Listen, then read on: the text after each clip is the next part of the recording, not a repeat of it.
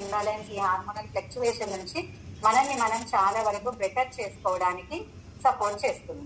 So ఇది first process. Ladies లో first ఉండేది ఏంటి? మెన్స్ట్రుయేషన్ సర్కిల్ స్టార్ట్ అవటం, పిఎంఎస్, మనకి సర్క్యులేషన్.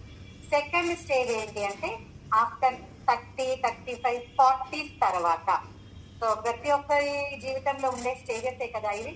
35, 40 క్రాస్ అయిన తర్వాత ఏంటి అంటే ఉమెన్ హెల్త్ అనేది చాలా చాలా చేంజ్ అయిపోతూ ఉందంట.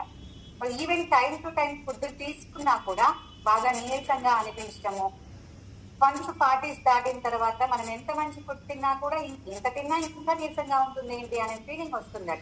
అందుకే ఈ ఏజ్ లో ఎస్పెషల్లీ బ్యాలెన్స్డ్ డైట్ కావాలి ఉమెన్ కి. వన్స్ 35, 40 దాటిన తర్వాత బ్యాలెన్స్డ్ డైట్ చాలా ముఖ్యం. ఎందుకు? మనం తింటున్నాము ఇన్బ్యాలెన్స్డ్ గా, ఎంత తిన్నా నీరసమే. అలా నేను ఇప్పుడే తిన్నాను కదా మళ్ళీ నాకు నీరసంగా ఉంది.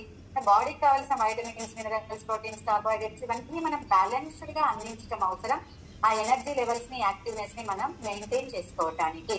అలాగే పోషకాలు కలిగిన ఆహారం మనందరికీ తెలుసు. ఎప్పుడైతే ప్రోటీన్స్, వైటమిన్స్ ఇలా అన్ని న్యూట్రియంట్స్ కలిగిన ఆహారం ఇస్తామో మన మజిల్ హెల్దీగా ఉంటది, స్కిన్ హెల్దీగా ఉండటానికి, హెయిర్ హెల్దీగా ఉండటానికి సపోర్ట్ అవుతుంది. వీటన్నిటికీ ఎస్పెషల్ ఏం కావాలి? ప్రోటీన్ కావాలి.